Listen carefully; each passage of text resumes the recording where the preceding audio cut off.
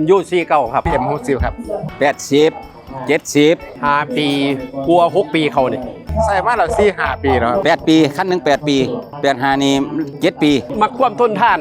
และการใส่คล่องตัวเนี่ย ว่ามันเสถียรน้ำเสถียรบกลงตมก็ได้ขึ้นให้ก็ได้นะครับ เอามาใส่เบิ่งแล้วว่ามันถูกใจก็เลยได้เอาขั้น80สร้างเงินดี